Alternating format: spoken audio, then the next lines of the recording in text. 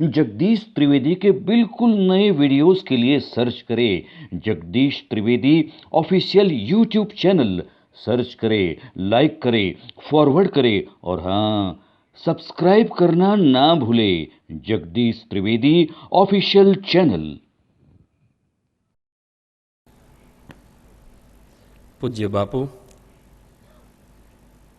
આ સાહિત્ય સંગોષ્ઠીના સંયોજક હર્ષદભાઈ ત્રિવેદી, મારા બંને સાથી વક્તા વર્ષાબેન અડાલજા અને ઉત્પલભાઈ ભાયાણી, તેમજ આપ સૌ, દેવશંકર મહેતા એટલે લોકબોલીના લેખક. દેવશંકર મહેતા એટલે અબોટ શબ્દોના આલેખક. ગામડાની અભણ અને ભોળી પ્રજાના ગળામાં સચવાયેલા તળપદી ભાષાના એવા શબ્દો કે જે કાગળ ઉપર ઉતરા જ નહોતા, એવા ઘણા શબ્દોને વાર્તાના માધ્યમ દ્વારા અક્ષર દેહ આપવાનું યજ્ઞ કાર્ય કરનાર લેખક એટલે દેવશંકર મહેતા. ભાઈએ કીધું એમ, સુરેન્દ્રનગર જિલ્લાનું ધાંગધ્રા તાલુકાનું ગુજરવદી ગામ એમનું વતન. એમનો જન્મ આજથી 98 વર્ષ પહેલાં 16મી જાન્યુઆરી 1916ના દિવસે પિતા કાશીરામભાઈ અને માતા પુરીબેન, એમને માત્ર 8 સંતાનો હતા. જૂના જમાનામાં લોકો બાળકોની બાબતમાં ખૂબ ઉદાર હતા. પ્રથમ 3 પુત્રીઓ પછી ચોથા ક્રમે પ્રથમ પુત્ર તરીકે દેવશંકર મહેતાનો જન્મ થાય છે. દેવશંકર મહેતાના પરિવારમાં કોઈ લેખક નહોતું, એટલે એમ કહી શકાય કે દેવશંકર મહેતાના વારસામાં કલમ નહોતી, એમના વારસામાં તો હળ હતું. દેવશંકર મહેતા ગર્ભ શ્રીમંત નહોતા, ગર્ભ ખેડૂત હતા. આ પરિવાર જન્મે બ્રાહ્મણ પણ કર્મે કણબી, એટલે એમના ઘરમાં કર્મ હતું પણ કર્મકાંડ નહોતું. મેં દેવશંકર મહેતાને ક્યારેય મંદિરમાં જતા જોયા નથી. એ બ્રાહ્મણ હોવા છતાં એમણે સંધ્યા કરી નથી, એમણે પૂજા કરી નથી, એમણે ત્રિપુંડ તાણ્યું નથી. ભાઈ હર્ષદભાઈએ કહ્યું એમ જનોઈ પહેરતા, પણ પરંપરાગત રીતે નહીં. ડાબા ખભે પહેરવાને બદલે માળાની માફક ડોકમાં પહેરતા અને દરરોજ બપોરે નાતા.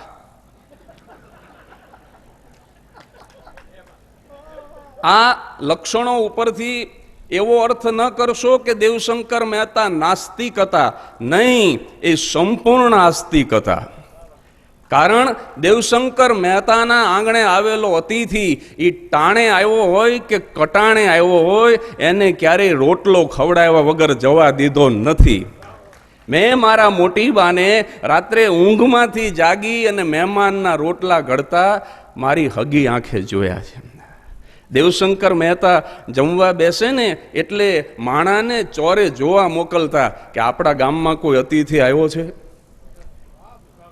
મને અસંખ્ય વખત મોકલો છે કે જાતો જગા ચોરે કોઈ મહેમાન આવ્યો છે.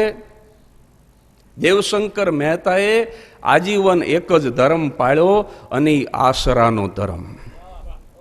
ગામમાં કથાકાર આવે, માણભટ્ટ આવે, ભવાયા આવે, રાજકારણીઓ આવે, સમાજ સેવકો આવે, કેળવણી નિરીક્ષકો આવે, સંશોધકો આવે, આ તમામનો રોટલો દેવશંકર મહેતાના રહોડે ઘડાતો.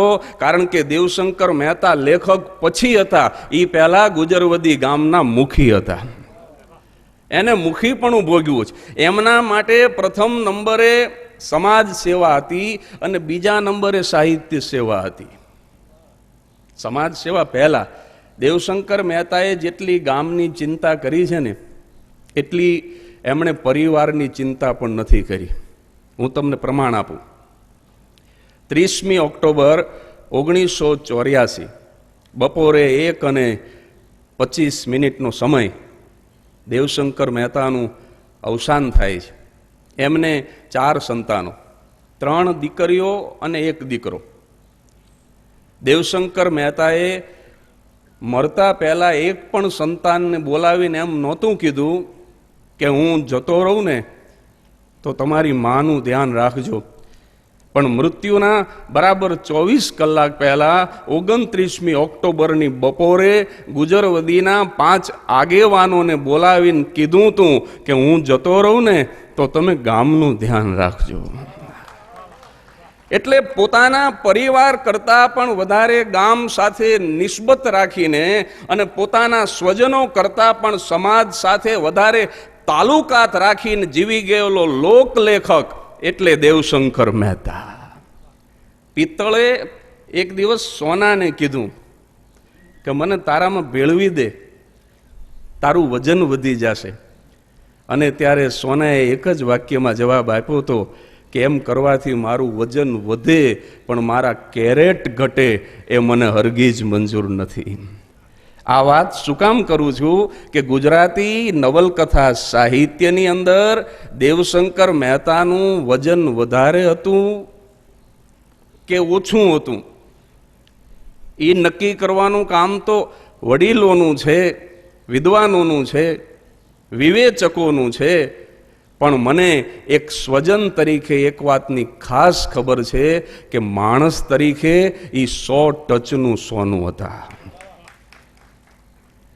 આમ પણ તમે જુઓ ને તો વિવેચકની ફૂટપટ્ટીથી સર્જકતા માપી શકાય, સજ્જનતા ન માપી શકાય. હા, એના માટે તો તમારે સ્વજનને પૂછવું પડે, પાડોશીને પૂછવું પડે અને ગામના માણાને પૂછવું પડે. મારા બાપુજીનું વજન વધારે હતું કે ઓછું એ મને ખબર નથી, પણ એમના કેરેટમાં ક્યાંય કચાશ નહોતી એ મને બરાબર ખબર છે.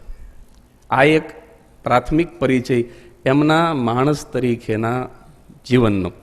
હવે આપણે સર્જક તરીકે દેવશંકર મહેતાને જાણવા હોય તો આપણી ઘડિયાળને આપણે 55 વર્ષ પાછળ લઈ જવી પડે.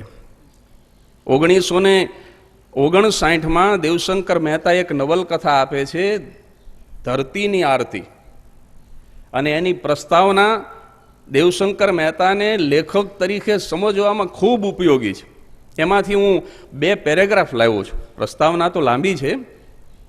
16મી જૂન 1959ના દિવસે લેખક લખે છે કે હું લેખક છું, એનાથી વધારે તો હું ખેડૂત છું. અને ધરતી પુત્ર હોવાને કારણે ધરતીના ગમા અણગમા, સુખ દુઃખ અને શરમ સંકોચ મારી નજરે ચડ્યા છે. ઘોર અંધારી રાત્રે સીમ જ્યારે હૂતી હોય ત્યારે મારું દિલ ઘરમાં કે ગામમાં કોળતું નથી. તારલા મડ્યો આભનો ચંદરવો ઓઢીને ધરણી જ્યારે ભર નિંદરમાં પોઢી હોય ત્યારે હું અડવાણા પગે ખેતરો ખૂંદું છું. અને વગડાની મોકળાશ મારા મનને મોકળું બનાવે છે. એ સમયે શિયાળિયાની લાળી અને તમરાની તણેણાટી સૂણી મારા પ્રાણને પાંખો ઉગે છે. કાંઈ થયું?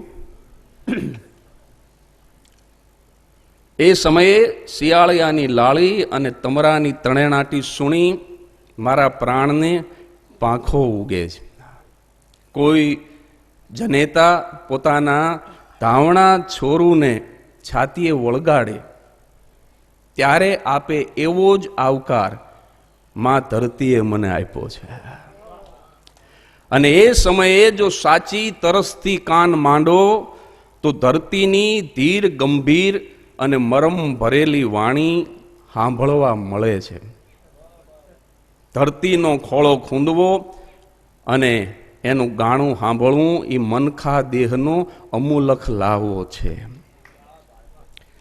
અને બીજો પેરેગ્રાફ કે માં ધરતી જેવા ભાવ મારા હૃદયમાં ભેટ ધરે છે, એવા જ ભાવો મેં કાગળ ઉપર ઉતારવાની ટેવ રાખી છે.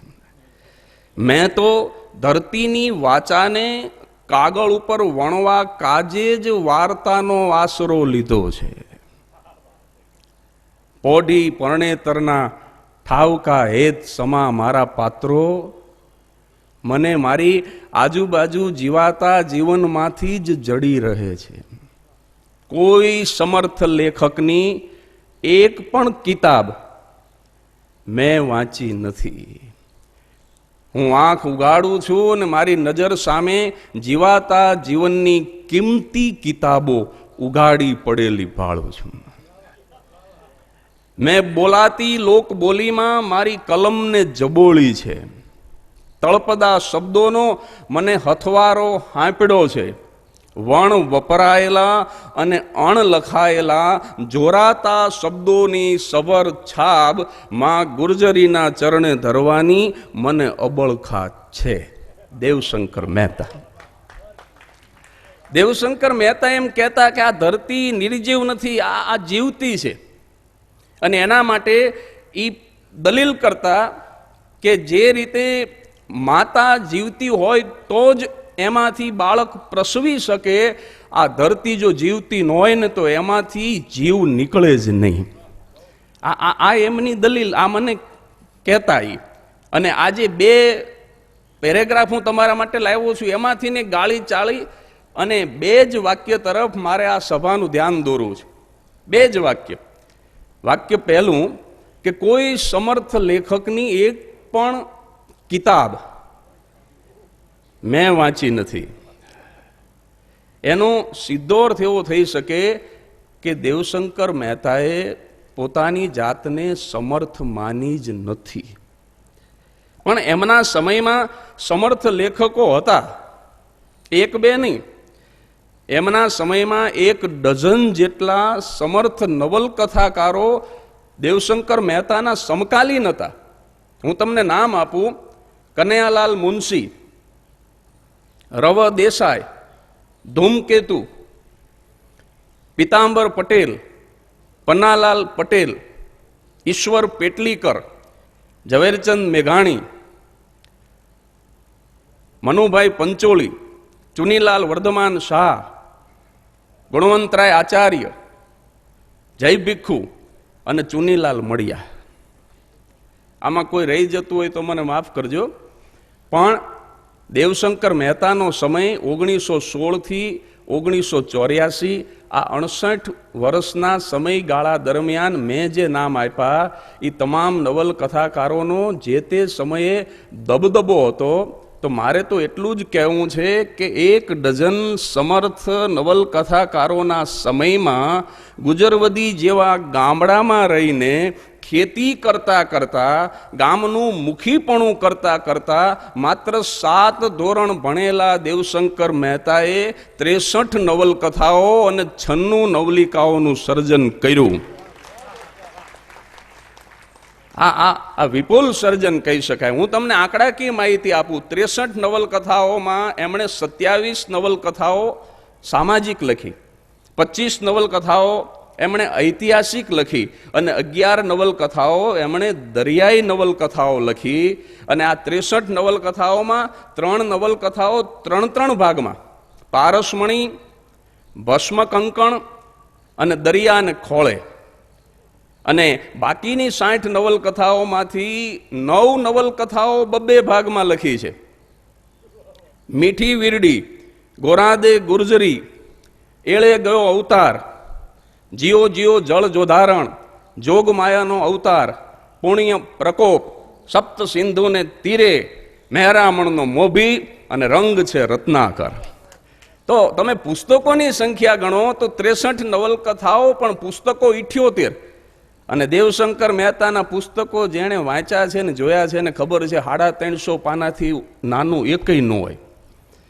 અને આ સિવાય એમણે 8 નવલિકા સંગ્રહો આપ્યા. કયા કયા? ગામને જાપે, પેપા અને લીંબોળી, મૂંઝવતા પ્રશ્નો, ખોવાયેલા આંગના ઢાંકણ, ભાતીગળ ઘરચોળું, સુગરીનો માળો, ગામની માં અને માડીનું દૂધ.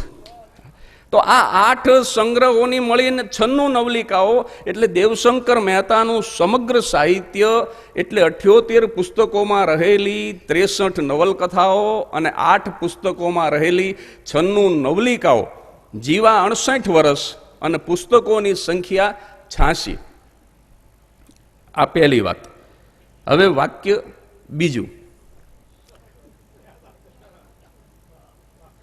મેં તો ધરતીની વાચાને કાગળ ઉપર વણવા કાજે જ વાર્તાનો આશરો લીધો છે. બહુ સ્પષ્ટ છે અર્થ કે વાર્તા લખવા માટે થઈ અને લેખક વાચાનો આશ્રય નથી કરતો, પણ વાચાને વ્યક્ત કરવા માટે થઈ અને વાર્તાનો આશ્રય કરે છે. એનો અર્થ કે દેવશંકર મહેતા માટે વાર્તાકાર થવું એ ગૌણ છે, સંવેદન જગાડવું એ મુખ્ય છે. દેવશંકર મહેતા જેવું જીવા, જેવું જોયું, જેવું સાંભળ્યું એવું જ લખ્યું. ભાઈ જે વાત કરતા હતા ને કે સર્જક અને માણસ એ ક્યાં જુદો પડે છે, બહુ નજીક ચાલ્યા છે દેવશંકર. હું તમને પ્રમાણ આપીશ. માણસ દેવશંકર અને લેખક દેવશંકર. અત્યારે 2014ની સાલમાં અતિશયોક્તિ લાગે, પણ આ હકીકત છે કે દેવશંકર મહેતાને પદનું પ્રલોભન નહોતું, એમને પુરસ્કારની પ્રતીક્ષા નહોતી, એમને પૈસાની પરવા નહોતી. આજીવન ખેવના હોય તો કેવળ અને કેવળ વાચકોના પ્રેમની ખેવના હતી, અને એના માટે જ લખતા રહ્યા સાહેબ. અને વાચકોએ દરિયો ભરીને પ્રેમ આપ્યો એનું પ્રમાણ આપું. દેવશંકર મહેતાના અવસાનને 30 વર્ષ થયા, 1984 થી 2014. લેખકના અવસાનના 30 વર્ષ પછી આજે પણ એમના બંને પ્રકાશકો એમની વાર્તાઓની નવી આવૃત્તિઓ છાપે છે. પ્રવીણ પ્રકાશન પ્રાઇવેટ લિમિટેડ અને નવયુગ પુસ્તક ભંડાર, ગોપાલભાઈ માકડિયા આ બેઠા, આ વર્ષે જ નવા પુસ્તકો છાપી અને મને ભેટ મોકલા છે. એનો મતલબ કે દેવશંકર મહેતા મૃત્યુના 30 વર્ષ પછી પણ જીવે છે. વાચકોના હૈયામાં મારા બાપુજી હૈયાત છે, પણ નકરા વખાણ કરું ને એવો સ્વજન હું નથી. મારે તમને કરુણતા પણ કહેવી છે દેવશંકર મહેતાના જીવનની. દેવશંકર મહેતાના જીવનની કરુણતા એ હતી કે વાચકોએ અમને દરિયો ભરીને પ્રેમ આપ્યો, પણ વિવેચકોએ એક ટીપું ન આપ્યું. કારણ દેવશંકર મહેતા લોકપ્રિય ખરા, પરંતુ વિદ્વાન પ્રિય નહોતા. દેવશંકર મહેતા વાચક પ્રિય ખરા આજે પણ, પરંતુ વિવેચક પ્રિય નહોતા. અને આ વિષય ઉપર હું વધારે વાત કરું એ પહેલા મારે દેવશંકર મહેતાના જન્મ પહેલાની એક સત્ય ઘટના તમને કહેવી છે. જન્મ પહેલાની સમય આઝાદીના 30 વર્ષ પહેલાનું, 1915 આસપાસ. સૌરાષ્ટ્રનું ખોબા જેવડું ગામડું છે. હાંડા રૂખા ગામને પાદર હોનારીઓ કૂવો છે. કૂવો અખે પાતર જેવો અખૂટ છે, અને કૂવાથી થોડેક છેટે કોઈ કોરણના ગળામાં અરગતી નકોર હાંસડી જેવી તળાવની પાળ છે. આ દેવશંકર મહેતાના શબ્દો. તળાવ કેવું પાળ? તો કે કૂવાથી થોડેક છેટે કોઈ કોરણના ગળામાં અરગતી નકોર હાંસડી જેવી તળાવની પાળ છે, અને પાળ ઉપર કોઈ જટાજૂટ જોગંદર લાંબી સમાધિમાં બેઠો હોય એવો ઘેઘૂર વડલો છે. અને વડલાની ગોદમાં વડેશ્વર મહાદેવનું નાનકડું શિવાલય છે. અને એ હોનારિયા કૂવાના પગથાર ઉપર કોઈ નમણી આણાંતની ફૂલ ગુલાબી પાણીયું છબે, ત્યારે કૂવો પણ ગેલમાં આવી અને પડખે આવેલી ફૂલવાડીની કોઈ સામે મીઠા હનકારા કરે છે. જો આ દેવશંકરીય કલ્પના. હા, અને દેવુભા કહેતા કે કોઈ નમણી આણાત ઉઘાડા પગે પાણી ભરવા આવે અને એની ફૂલ ગુલાબી પાણી કૂવાના પગથાર ઉપર છબે અને જો કૂવો ગેલમાં ન આવે તો ડૂકી જાય. હા, એ કૂવો પાણી વગરનો થઈ જાય સાહેબ, એને ગેલમાં આવવું જ પડે. અને રૂડું રાંધણા ટાણું થયું છે, આ એમનો ખાસ શબ્દ, રૂડું રાંધણા ટાણું થયું છે. હુરજ નારાયણ આથમણી દશમાં એકાદ રાશવા ઊંચો રહી ગયો છે. અને એક મહેનત કશ ભૂદેવ તળાવમાં નાય અને પોતાના ઘરકોર ધીરા ધીરા ડગલા માંડે છે. એમાં એના કાને કોઈના ધુબકાનો અવાજ આવ્યો અને એણે અવાજની દશમાં ડોકને વાળી તો એક અબળાને ડૂબતી ભાળી. અને સાહેબ ઘડીનો વિલંબ કર્યા વગર એને હળી કાઢી અને વિચારવા જેટલો વખત બગાડ્યા વગર એ તળાવમાં પડ્યો અને ઓલી બાઈની બહાર લઈ આવ્યો. આ જે ઘટના બની ને એમાં આશ્ચર્યની વાત એ હતી કે પેલી સ્ત્રી પાણીમાંથી બહાર નહીં આવવા માટે આ બ્રાહ્મણનો પ્રતિકાર કરતી હતી. અને એ જોરુકા બ્રાહ્મણે એને પરાણે બહાર કાઢી અને અવળા હાથની એક અડબોથ ઝીંકી. પછી કારણ જાણવા મળ્યું કે હાહરિયાના ત્રાસથી કંટાળી અને એ મરવા માટે થઈને તળાવમાં પડી હતી અને એને રોતા રોતા આપવી હતી. કીધી બાઈએ કે મારી હાહુએ મારી માથે દુઃખના ડુંગર ખડકા અને છતાં એ હંધાએ દખ સહન કરી અને હું જીવતી હતી. પણ 1 મહિના પહેલા મારા એકના એક ભાઈને હેરું આભળી ગયો. બસ તેદુની મારી હાહુ મને નભઈ કઈને મેણા મારે છે. મારાથી હંધાય દખ સહન થાય છે પણ મને કોઈ નભઈ કે ને એ મારાથી ખમાતું નથી. તમે મને મરી જવા દો. બાઈ કરગરે છે, તમે મને મરી જવા દો. અને ત્યારે એ બ્રાહ્મણે કીધું તો હવે તારે મરવાની જરૂર નથી. હવે પછી ક્યારેય તારી સાસુ તને નભઈ નહીં કે. આ સમય આઝાદીના 30 વર્ષ પહેલાનો અને એ સ્ત્રી હરિજન સ્ત્રી હતી. અને આગળ હરિજન સ્ત્રી અને આ પાછળ બ્રાહ્મણ બંને હરિજન વાસમાં પહોંચ્યા. એટલું જ નહીં, એ સ્ત્રીના ઘરે પહોંચ્યા અને આખો હરિજન વાસ સાંભળે એ રીતે બ્રાહ્મણે એની સાસુ સામે ત્રાડ નાખી કે ખબરદાર, હવે પછી ક્યારેય તારી વહુને તે નભઈ કીધી તો, કારણ કે આજથી હવે હું એનો ભાઈ છું. સાહેબ આ બ્રાહ્મણનું નામ કાશીરામ રામચંદ્ર મહેતા, જે દેવશંકર મહેતાના પરમ પૂજ્ય પિતાશ્રી થાય. અને જેમણે પારસમણી નવલકથા વાંચી હશે એને આ પ્રસ્તાવના વાંચી હશે, જેની અંદર દેવશંકર મહેતાએ આ પ્રસંગ ટાંક્યો છે. એ પારસમણી હરિજનની નવલકથા છે. હા, એનો નાયક ગોબર અને નાયિકા જીજી બંને હરિજન છે. આ પ્રસંગ ટાંકી અને લેખક લખે છે કે હરિજનની વાર્તા લખવાનો મને કેટલો અધિકાર છે એનું પ્રમાણ આ સત્ય ઘટના છે. અને માત્ર કહેવા ખાતર બેન કહી દીધી એમ નહીં, કાશીરામ મહેતાએ એના તમામ સંતાનોના મામેરા પૂર્યા અને દેવશંકર મહેતા એને કાયમ ફૈબા કહેતા. અને બહોત અચ્છા તો હવે આવશે, હજી તો આ ચાલુ કર્યું જ મેં. મને રોજની 3 કલાકની ટેવ હોય ને આજ મારે 50 મિનિટમાં પૂરું કરવાનું. એને કહેવા ખાતર બેન કીધી એમ નહીં, એના મામેરા પૂરા દેવશંકર મહેતા ફૈબા કહેતા. પણ મજાની વાત એ છે કે જ્યારે કાશીરામ મહેતાનું અવસાન થયું અને આ હરિજન સ્ત્રી જ્યારે બીજી વખત નભઈ થઈ ને, ત્યારે કાશીરામ મહેતાની નનામીને લઈને જ્યારે બ્રાહ્મણો ગુજરવદીની બજારમાં નીકળ્યા ને, ત્યારે વાહમાંથી વાળ છૂટા મૂકીને આવેલી આ ધર્મની માનેલી બેને જે મરસિયા ગાયા છે, ગઈઢાઓ એમ કહેતા હતા કે એની હારે આખું ગામ તો ઈબકે ચડ્યું પણ તેદી ગુજરવદીના પાદરના ઝાડવા રોયા છે.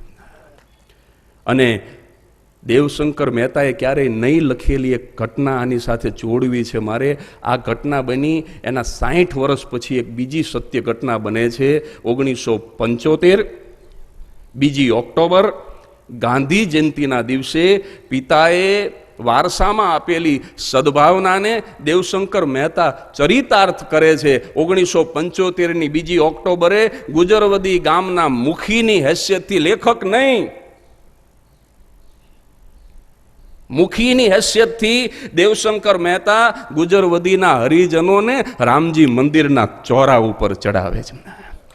હા, અને જે હોનારિયા કૂવામાંથી હરિજનોને પાણી ભરવા ઉપર પ્રતિબંધ હતો, એમનો ગામની બહાર જુદો કૂવો હતો, પણ તે દિવસે ગામના આગેવાનોની રૂબરૂમાં દેવશંકર મહેતાએ હાકલ કરી હરિજનોને કે હોનારિયામાંથી પાણી ભરી અને તમારા માટલા ભરી દો. અને આખો વાહ દોડ્યો સાહેબ. પોતાના ભરેલા ઠામ ઢોળી ઢોળીને માણસો દોડ્યા. અને હું તો એ વખતે 7 જ વર્ષનો હતો. આ ઘટના તો હું મારા બાની વાંહે હંતાઈ અને બીતા જોતો હતો કે આ બધી ધમાલ શું છે. 7 વર્ષનો હતો. પણ અત્યારે મને એવું લાગે છે કે તે દિવસે જે હરિજનની સ્ત્રીઓ એ પાણી ભરતી હશે ને સવર્ણોના કૂવામાંથી, એ વખતે એના જે હરખના આહુડા કૂવાના પાણીમાં પડ્યા છે ને, એટલે કદાચ એ કૂવો આજ દી સુધી હુકાતો નથી.